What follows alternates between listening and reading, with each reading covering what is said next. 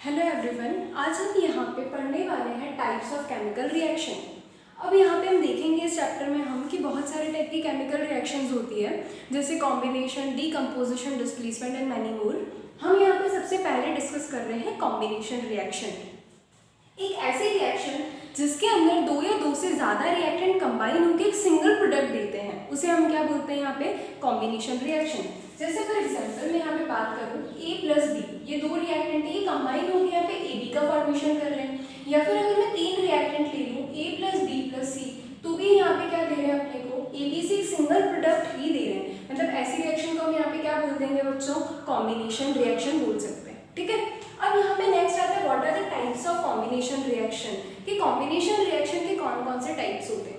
सबसे फर्स्ट आता है यहाँ पे एलिमेंटलेस एलिमेंट, कि जब मैं दोनों रिएक्टेंट की बात करूँ और दोनों ही एलिमेंट हो तो वो हमारा फर्स्ट टाइप हो जाएगा। जैसे कि बहुत नोन एग्जांपल वाटर की formation reaction H2 plus O2 goes to H2O। यहाँ पे क्या हो रहा है, दोनों एलिमेंट एक कंबाइन होकर एक सिंगल प्रोडक्ट बना रहे हैं। इसका मतलब ये कौन सी रिएक्शन हो जाएगी बच्चों, हमारी फर्स्ट टाइप की एलिमेंट प्लस एलिमेंट। अब सेकेंड टाइप यहाँ पर आता है एलिमेंट प्लस कंपाउंड। तो इसके अंदर मैं देखूँ कि कार्बन मोनोऑक्साइड प्लस O2, जब ये रिएक्ट कर रहे हैं यहाँ पे CO2 का फॉर्मेशन कर रहे हैं, तो कार्बन मोनोऑक्साइड एक कंपाउंड है, O2 यहाँ पे एक एलिमेंट है। जब इन दोनों के बीच में रिएक्शन हो रही है और यहाँ पर एक ही यहाँ पर हमारे को प्रोडक्ट मिल रहा है, तो ये हमारा सेकेंड टाइप हो जाएगा when element and compound react with each other.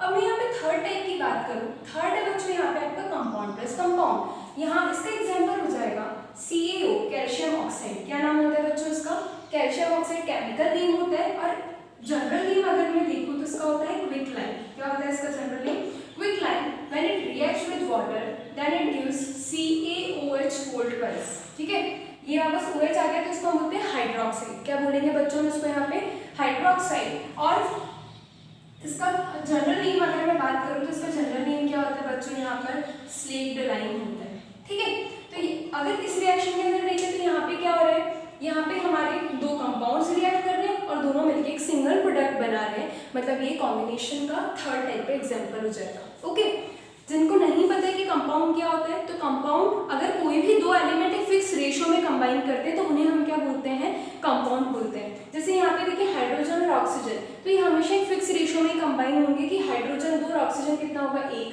Carbon dioxide के अंदर कार्बन हमेशा 1 रहता है, ऑक्सीजन हमेशा 2 रहते हैं, तो इन्हें हम क्या बोलते हैं बच्चों, यहाँ पे कंपाउंड्स बोलते हैं। क्लियर है यहाँ तक। अब हम नेक्स्ट यहाँ पे पढ़ेंगे एक्सोथर्मिक एंड एंडोथर्मिक रिएक्शन। एक बार इतना नोट कर लीजिए, उसके बाद हम पढ़ते हैं।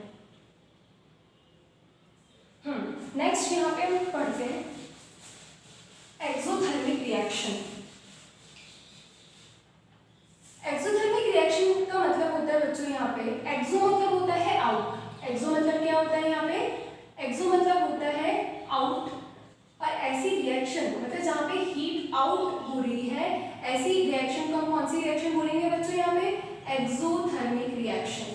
ठीक है, तो यहाँ पे हम क्या लिख सकते हैं, reaction in which heat is released, जिसके अंदर हीट क्या हो रही है बच्चों, रिलीज हो रही है। तो ऐसी जो भी इक्वेशन रहेगी उसे हम कौन सी रिएक्शन बोलेंगे बच्चों, यहाँ पे एक्सोथर्मिक रिएक्शन। जैसे मैं बोलूँ हाइड्रोकार्बन, हाइड्रोकार्बन का अगर आप कंबशन करते हैं, O2 की प्रेजेंस में हम इसको अगर कंबशन करते हैं तो आप देखेंगे कि यहाँ पे CO2 प्लस H2O प्लस यहाँ पे हीट रिलीज हो रही है। क्या रिलीज हो रही है बच्चों, हीट। जैसे हम इस साइन से भी दिखाते हैं, जो ट्राइंगल होता है ना, इसे हम डेल्टा बोलते हैं, और हीट के लिए ये साइन भी हम यूज में लेते हैं। तो हम देखेंगे कि इस ये वाली जो रिएक्शन है, इस रिएक्शन के अंदर जब हाइड्रोकार्बन का कंबशन होगा तो हीट रिलीज होगी, और अगर हीट रिलीज हो रही तो कैसी रिएक्शन हो जाएगी यहाँ पे, एक्सोथर्मिक रिएक्शन। अब सेकंड यहाँ पे आता है बच्चों एंडोथर्मिक रिएक्शन। उसके अंदर क्या हो रहा था, हीट रिलीज हो रही थी, इसके अंदर क्या होगा, एंडो मतलब होता है इन, एंडो का मतलब क्या होता है, इन मतलब हो जाएगा यहाँ पे ऐसी रिएक्शन जिसके अंदर हीट रिक्वायर है, मतलब रिएक्टेंट्स को हीट चाहिए, ऐसी रिएक्शन को क्या बोलेंगे हम यहाँ पे, एंडोथर्मिक रिएक्शन। तो वहाँ पे हीट इज रिलीज्ड और यहाँ पे लिख लेंगे हम इन विच हीट इज, उसको हम बोल सकते हैं एब्जॉर्ब्ड। क्या बोल सकते हैं, हीट इज एब्जॉर्ब्ड। तो क्या आ जाएगा यहाँ पे अगर मैं देखूँ तो जैसे CaCO3 है, CaCO3 होता है आपका कैल्शियम कार्बोनेट। क्या होता है बच्चे यहाँ पे, कैल्शियम कार्बोनेट। अगर कैल्शियम कार्बोनेट को आप हीट प्रोवाइड करते हैं तो इसने हीट एब्जॉर्ब करी, हीट एब्जॉर्ब करने से यहाँ पे क्या मिल जाएगा अपने को CaO + CO2। तो ये कैसी रिएक्शन हो जाएगी बच्चों यहाँ पे, it is an example of endothermic reaction, क्योंकि इसमें हीट एब्जॉर्ब कर ली। तो क्लियर है इतना आपको। ये जो है यहाँ तक हमारा कॉम्बिनेशन रिएक्शन खत्म हो जाता है। कौन सा पार्ट कंप्लीट होता है अभी हमारा, जो हमारा टाइप्स ऑफ केमिकल रिएक्शन, इसका फर्स्ट पार्ट कंप्लीट होता है अभी कॉम्बिनेशन रिएक्शन। अब सेकेंड पार्ट हम यहाँ पे पढ़ेंगे बच्चों, ये आपका यहाँ कंप्लीट होता है। अभी जो सेकेंड टाइप की इक्वेशन है वो है हमारी यहाँ पे डीकम्पोजिशन रिएक्शन। कौन सी रिएक्शन है बच्चों यहाँ पे, डीकम्पोजिशन रिएक्शन। ठीक है, डीकम्पोजिशन रिएक्शन मतलब क्या होगा, नाम से समझ में आ रहा होगा कि डीकम्पोज, तो यहाँ पर एक सिंगल रिएक्टेंट होगा, वो बहुत सारे प्रोडक्ट में डीकम्पोज हो जाएगा, मतलब ब्रेक डाउन हो जाएगा उसका, और ऐसी रिएक्शन को हम कौन सी रिएक्शन बोलेंगे यहाँ पे, डीकम्पोजिशन रिएक्शन बोलेंगे। तो क्या लिख सकते हैं हम यहाँ पे, reaction in which single product, single reactant not product, single reactant breaks down. ठीक है, अब यहाँ पे बात आती है कि वो ब्रेक कैसे कैसे हो सकता है। ऐसा तो होगा नहीं कि एक मतलब कोई भी आपके पास में लैब में अगर कोई रिएक्टेंट रखा हुआ है वो अपने आप ब्रेक होने लग जाएगा, ऐसा कभी भी नहीं पॉसिबल है। किसी न किसी टाइप की एनर्जी इसको रिक्वायर्ड होगी तभी उसके अंदर ब्रेक डाउन पॉसिबल है। तो यहाँ पर हम देखेंगे तो बाय, यहाँ पे हम लिखेंगे बाय हीट, इलेक्ट्रिसिटी और लाइट, इन सब प्रोसेस से क्या होगा यहाँ पे, इन सब प्रोसेस से बच्चों हम यहाँ देखेंगे कि डीकम्पोजिशन पॉसिबल है। ठीक है, ये जो हमने तीन मेथड्स पढ़े, तो अब हम इसके अंदर वन बाय वन ये तीनों मेथड्स डिस्कस करेंगे कि इन तीनों प्रोसेस से किस तरीके से डीकम्पोजिशन होता है। तो सबसे पहले हमें यहाँ डिस्कस करना है, firstly we will discuss about the decomposition by heat. Okay, एक बार इतना नोट कर लीजिए, इसके बाद हम आगे बढ़ते हैं। आई होप आपने पॉज करके नोट कर लिया होगा। अब हम यहाँ पे पढ़ते हैं डीकम्पोजिशन बाय हीट।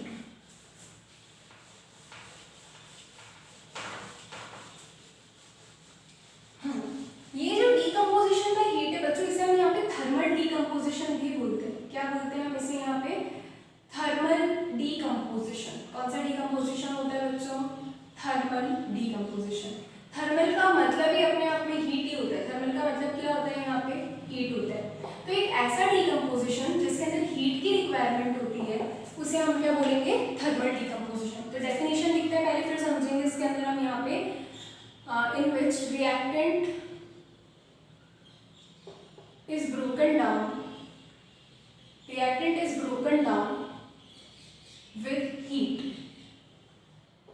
ठीक है, with heat energy लिख लीजिए इसमें, with heat energy।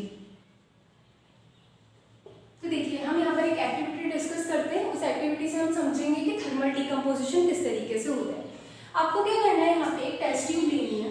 ठीक है, इस टेस्ट ट्यूब के अंदर आपको यहाँ पे FeSO4.7H2O, ये जो यहाँ पे .7H2O है ना, इसे हम क्या बोलते हैं, वाटर ऑफ क्रिस्टलाइजेशन। बस अभी इतना सा ध्यान रखिए, आगे हम समझेंगे कि वाटर ऑफ क्रिस्टलाइजेशन क्या होता है ये सब। अभी बस इतना सा पता होना चाहिए कि .7H2O जो है यहाँ पे वाटर ऑफ क्रिस्टलाइजेशन है। अब यहाँ पे FeSO4 जो ये है अपना फेरस सल्फेट, और यहाँ पे 7 वाटर के मॉलिक्यूल्स इससे अटैच्ड है, और इसका कलर होता है यहाँ पे ग्रीन। क्या होता है यहाँ पे, ग्रीन कलर का ये होता है। ठीक है, हम देखेंगे कि जैसे ही हम इसको हीट करना स्टार्ट करते हैं, मान लीजिए आपने एक टेस्ट ट्यूब ली, इस टेस्ट ट्यूब में आपने FeSO4.7H2O के क्रिस्टल्स ले लिए। ठीक है, जैसे ही आप इसे यहाँ पर हीट करना स्टार्ट करते हैं, या आपने हीट करना स्टार्ट किया, तो हम देखेंगे कि ये जो .7H2O है ना, ये सारे वाटर मॉलिक्यूल्स यहाँ से इवेपोरेट हो जाएंगे।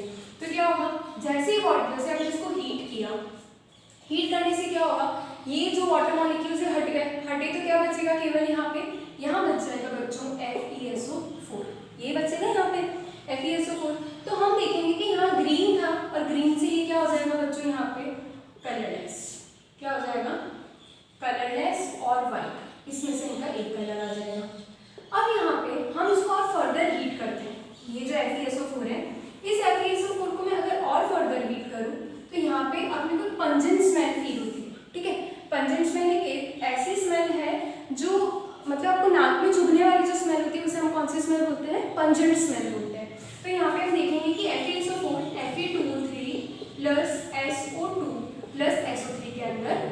जाएगा। और वो जो पंजेंट स्मेल थी वो इन दोनों गैसेस की होती है। अब हमें कैसे पता चलेगा कि FeSO4 को हीट किया तो इसमें ब्रेक हो गया? सबसे फर्स्ट पंजेंट स्मेल, सेकेंड यहाँ पे Fe2O3 जो बन रहा है इसका कलर कैसा होता है बच्चों? यहाँ पे रेड ब्राउन कलर का होता है। कौन सा कलर होता है? ये रेड ब्राउन कलर होता है इसका। तो हमें पता चल जाएगा कि FeSO4 जो है, अगर हम देखें फाइनली तो फाइनली किसमें ब्रेक हो गया? Fe2O3 SO2 प्लस SO3, और जो वाटर है वो यहाँ से इवेपोरेट हो चुका है। तो क्या ये डीकम्पोजिशन रिएक्शन है? Yes, it is a decomposition reaction. How? Because a single reactant is broken down into 2 और मोर प्रोडक्ट। क्लियर है? अब यहाँ पे ये एक एग्जांपल होता है इसका। एक और एग्जांपल हम यहाँ पे डिस्कस करते हैं, PbNO3 होल ट्वाइस। क्या आ जाएगा यहाँ पे?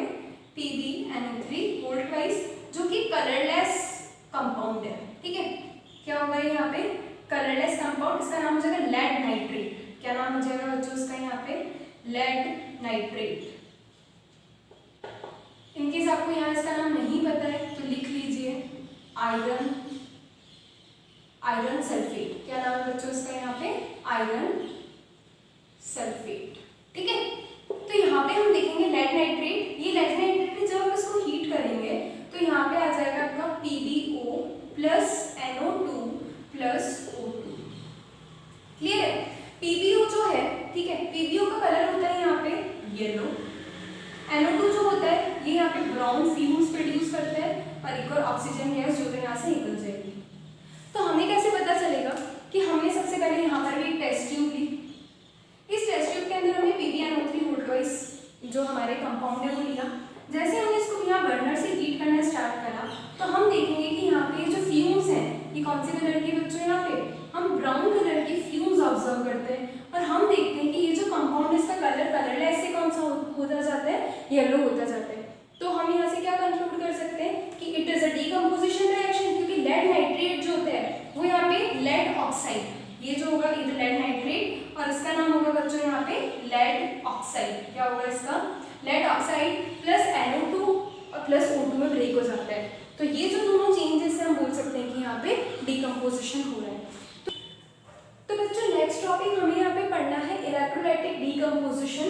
इलेक्ट्रोलाइटिक डीकम्पोजिशन मतलब जिसमें रिएक्टेंट जो भी होगा उसको इलेक्ट्रिसिटी की हेल्प से ब्रेक डाउन करेंगे, और ऐसे डीकम्पोजिशन को हम क्या बोलते हैं? Electrolytic decomposition. जैसे कि मैं यहाँ पर देखूँ कि H2O है, H2O में जब आप इलेक्ट्रिसिटी पास करते हैं तो यहाँ पे हाइड्रोजन और ऑक्सीजन दो गैसेस के अंदर ब्रेक हो जाता है। इसका मतलब ये कैसा डीकम्पोजिशन हो गया यहाँ पे? इलेक्ट्रोलाइटिक, क्योंकि इलेक्ट्रिसिटी की हेल्प से हम यहाँ पे इसको ब्रेक कर रहे हैं। अब यहाँ पर बच्चों में एक एक्टिविटी समझते हैं। इस एक्टिविटी से आप ये समझ सकते हैं कि इलेक्ट्रोलाइटिक डीकम्पोजिशन किस तरीके से होता है। जैसे कि यहाँ पर आपने एक मग लिया, इस मग के अंदर सबसे पहले आपने यहाँ पे इसके बॉटम या फिर इसके बेस में आपने दो होल्स कर दिए। यहाँ पर हमने तो रबर स्टॉपर्स लगा दिए। क्या लगा दिए हमने यहाँ पर? Rubber stoppers. और ये जो रबर स्टॉपर्स है इस पर हमने ग्रेफाइट रॉड्स लगा दी। अब ये जो ग्रेफाइट रॉड है इनको हमने दो वायर्स की हेल्प से बैटरी से कनेक्ट कर दिया। यहाँ पर एक 6 वोल्ट की बैटरी है, उससे हमने इन दोनों ग्रेफाइट रॉड्स को कनेक्ट कर दिया।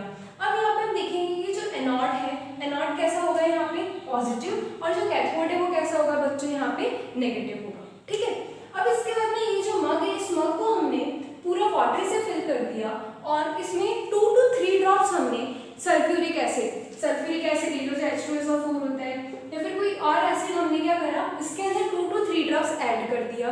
अब इसके बाद में हमने यहाँ पे ये जो है ये हमने यहाँ पे ले रखी है टेस्ट ट्यूब। क्या ले रखी है बच्चों? Test tube. अब आपने दो टेस्ट ट्यूब ली, उन दोनों टेस्ट ट्यूब को वाटर से फिल किया, और यहाँ पे जो ग्रेफाइट रॉड है इनके ऊपर इन्वर्ट कर दी। तो यहाँ पे हम देख सकते हैं 2 उल्टी टेस्ट ट्यूब है। अब जैसे ही बैटरी से यहाँ पे करंट फ्लो होगा, ठीक है, तो वाटर है, वाटर का इलेक्ट्रोलाइसिस होगा, तो हम यहाँ पे देखेंगे कि ये जो H2O है ये यहाँ पे दो गैसेस में ब्रेक हो जाएगा, H2 और O2। तो क्या आप यहाँ पे देख पा रहे हैं, एक तरफ ऑक्सीजन लिखा है मैंने और एक तरफ मैंने हाइड्रोजन लिखा है। तो ये किसको डिनोट कर रहा है? हाइड्रोजन और ऑक्सीजन गैस को डिनोट कर रहा है। अब आप यहाँ पे देखो कि जो हाइड्रोजन गैस है वो ज्यादा है और ऑक्सीजन गैस बहुत कम है, क्योंकि जब H2O ब्रेक होता है तो हम देखेंगे कि जब यहाँ पे 2 मोल्स या फिर बोल सकते हैं 2 पार्ट्स अगर H2 के हैं तो 1 पार्ट किसका होगा? O2 का। तो ऐसा बोल सकते हैं कि हाइड्रोजन जस्ट डबल होगी ऑक्सीजन की। तो इसीलिए हम देखेंगे कि ये जो ऑक्सीजन है, हाइड्रोजन ऑक्सीजन इतनी तो यहाँ पे हाइड्रोजन जो हो रही है वो जस्ट डबल हो रही है, ठीक है। तो इस तरीके से कोई भी अगर आप कंपाउंड ले रहे हैं और उसमें इलेक्ट्रिसिटी पास करवा रहे हैं तो इस तरीके से किसी भी कंपाउंड का इलेक्ट्रोलाइसिस पॉसिबल है, ओके। अब थर्ड जो हमें यहाँ पे पढ़ना है वो पढ़ना है हमें यहाँ पे फोटोलाइटिक डीकम्पोजिशन। हमने 3 डीकम्पोजिशन की बात करी थी। पहला हम थर्मल जो कि हीट की हेल्प से होता है वो हम पढ़ चुके हैं। सेकंड यहाँ पे आता है इलेक्ट्रोलाइटिक जो हम इलेक्ट्रिसिटी की हेल्प से पढ़ चुके हैं। थर्ड बच्चों यहाँ पे पढ़ना है हमें फोटोलाइटिक डीकम्पोजिशन। तो एक बार आप ये नोट कर लीजिए, इसके बाद हम फोटोलाइटिक डीकम्पोजिशन को डिस्कस करते हैं। तो आई होप आपने इतना नोट कर लिया होगा। अभी हम नेक्स्ट इसका थर्ड पार्ट पढ़ते हैं, फोटोलाइटिक डीकम्पोजिशन।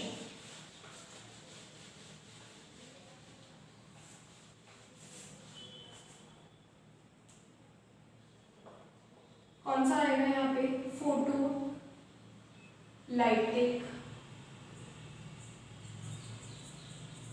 डीकम्पोजिशन। तो बच्चों नाम से समझ में आ रहा है, फोटो मतलब होता है लाइट। फोटो का क्या मतलब होता है बच्चों यहाँ पे, लाइट। तो यहाँ पे आप लिख सकते हैं रिएक्टेंट इज ब्रोकन